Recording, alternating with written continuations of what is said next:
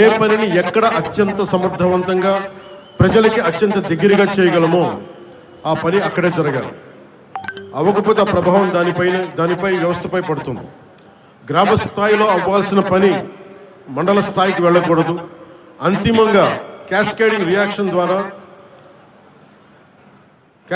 Reaction కింద మన దగ్గర ప్రతి పని ఎమ్మెల్యే దగ్గరికి వెళ్లాల్సిన పరిస్థితి.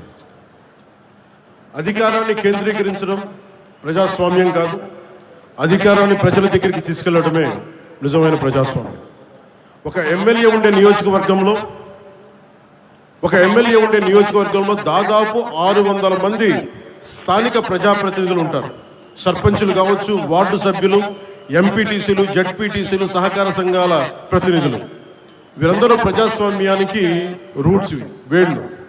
కానీ ఆ రూట్స్ని బలహీనపరిచి చెట్టుని బలపరచలేము. స్థానిక సంస్థలని బలహీనపరిచి ప్రజాస్వామ్యాన్ని బలపరచలేము. ఇది కేవలం పరిపాలనా సూత్రం కాదు, ఇది ప్రజాస్వామ్య సూత్రం, ఇది బాధ్యతా సూత్రం. నాయకత్వం గ్రామం నుంచి రావాలి. 2 సంవత్సరాల్లో మేము నిర్మించడానికి ప్రయత్నం చేస్తుంది కేవలం రోడ్లు, కాలువలు, భవనాలు కాదు.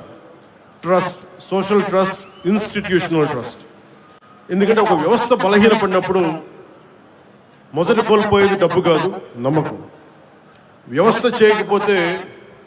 వ్యవస్థ కనుక న్యాయం చేయకపోతే కులమే ముందుకు వస్తుంది. వ్యవస్థ బలహీనపడితే ప్రాంతీయత ముందుకు వస్తుంది. వ్యవస్థపై విశ్వాసం తగ్గితే సమాజం చాలా చిన్న గుంపులుగా విడిపోతుంది. తెలుగు రాష్ట్రాలు మరింత బలపడాలి అంటే ఒక రాష్ట్రం కులాల పరిమితుల్ని దాటాలి, మరొక రాష్ట్రం ప్రాంతీయత పరిమితులను దాటాలి. మనందరం కలిసి భారతీయత వైపు అడుగులు వేయాలి. అందుకే నేను పంచాయతీరాజ్ గురించి మాట్లాడేటప్పుడు కేవలం పరిపాలన గురించి, పథకాల గురించి, చేసే పనుల గురించి మాట్లాడటానికే పరిమితం కాదు.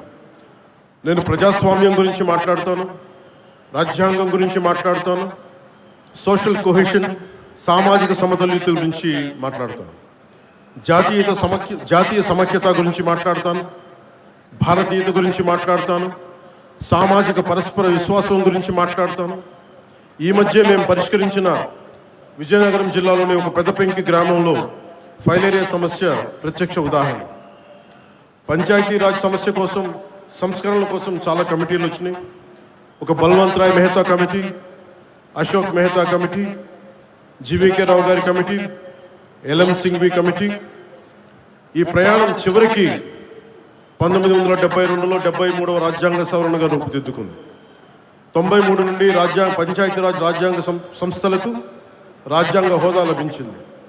రాజ్యాంగంలోని ఆర్టికల్ 243 243 నుండి 243 వరకు పంచాయతీరాజ్ శాఖకు రక్షణ లభించింది.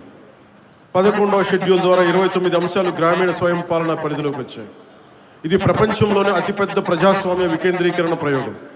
దాదాపు 2.6 lakhs గ్రామ పంచాయతీలు, 30 లక్షలకు ఎన్నికైన స్థానిక ప్రతినిధులు, వారిలో 14 లక్షల పైగా మహిళలు. ఇది ప్రపంచంలోనే అతిపెద్ద గ్రాస్ రూట్స్ డెమోక్రటిక్ వర్క్. ఇవన్నీ ఎందుకు చెప్తున్నామంటే, ఇన్ని వ్యయ ప్రయాసాలు కూర్చి ఇన్ని రకాల చట్టాలు చేస్తే ఆ వ్యవస్థ నిజంగా అధికారాన్ని గ్రామానికి ఇచ్చిందా? రాజ్యాంగం అధికారాన్ని ఇచ్చింది, కానీ ఆ స్ఫూర్తి అమలు అయిందా? నిధులు గ్రామానికి చేరాయా? నిర్ణయాధికారం గ్రామానికి చేరిందా? బాధ్యత గ్రామానికి చేరిందా? నేను పంచాయతీరాజ్ శాఖ బాధ్యతలు స్వీకరించిన తర్వాత రాజ్యాంగం చట్టాలు పుస్తకాలు తిరిగేసి రివ్యూలు చేసి ఈ ప్రశ్నలకి సమాధానం వెతుకుతూ రాష్ట్ర వ్యాప్తంగా అధ్యయనం చేశాను. నాకు ఎదురైన మొదటి సమాధానం, సార్ బ్లీచింగ్ పౌడర్ కొనడానికి కూడా డబ్బులు లేవు, సార్ జెండా పండుగ చేయడానికి కూడా డబ్బులు లేవు. వీటితో మనం వారసత్వంగా పొందిన పరిస్థితి ఏంటంటే, గ్రామ పంచాయతీలకు రావాల్సిన కేంద్ర నిధులు నిలిచిపోయాయి. అనేక పంచాయతీలు అప్పుల బారిన పడ్డాయి. విద్యుత్ బకాయిలు వేల కోట్లకు చేరాయి. గ్రామస్థాయి పరిపాలన బలహీనపడింది. సర్పంచుల గౌరవం గురించి ఇంకా చెప్పాల్సిన అవసరం లేదు. అక్కడి నుంచే ప్రారంభమైంది institutional diagnosis, Panchayati Raj institutional diagnosis. రాజ్యాంగం పంచాయతీలకి హోదా ఇచ్చింది, కానీ జీవం పొయ్యాల్సింది మనమే. పంచాయతీలకు సరిపడా డబ్బు ఎందుకు ఉండట్లేదు? ప్రతి చిన్న పనికి పంచాయతీ ఎందుకు చూడాలి? ఎందుకు ప్రతి సమస్య ఎమ్మెల్యే దగ్గరికి ఎందుకు వెళ్ళాలి? సర్పంచ్ ఎన్నికవుతాడు, కానీ అధికారాలు వేరే చోట ఎందుకు ఉంటాయి? ఇవన్నీ ఆలోచిస్తేప్పుడు మాకు అర్థమైంది, సమస్య నిధుల కొరత మాత్రమే కాదు, సమస్య బాధ్యతల స్పష్టత లేకపోవడం. అథారిటీ ఒక చోట, రెస్పాన్సిబిలిటీ ఇంకో చోట, అకౌంటబిలిటీ మరో చోట. ఈ మూడు విడిపోతే వ్యవస్థ బలహీనపడుతుంది. దీనినే బ్రోకెన్ గవర్నెన్స్ చైన్ అనొచ్చు. అందుకే మేము ఒక ప్రాథమిక సూత్రాన్ని ముందుకు తీసుకొచ్చాం. గ్రామ సమస్యలకి పరిష్కారం గ్రామంలోనే వెతకాలి. ప్రజల జీవితాలను ప్రభావితం చేసే నిర్ణయాలు ప్రజల సమక్షంలోనే జరగాలి.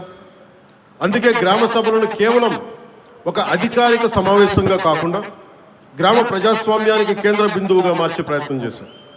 గ్రామానికి ఏమి కావాలి, ఎక్కడ రోడ్లు కావాలి, ఎక్కడ తాగునీటి సమస్య ఉంది, ఎవరికి ఇల్లు అవసరం, ఎక్కడ పారిశుద్ధ సమస్య ఉంది, ఈ నిర్ణయాలు కార్యాలయాల్లో కాదు, గ్రామ సభల్లో జరగాలి. ఎందుకంటే ప్రభుత్వానికి కనిపించని సమస్య ప్రజలకు కనిపిస్తుంది. అధికారికి తెలియని అవసరం గ్రామస్తుడికి తెలుస్తుంది. గ్రామ సభ బలపడితే సర్పంచ్ బలపడతాడు. సర్పంచ్ బలపడితే పంచాయతీ బలపడుతుంది.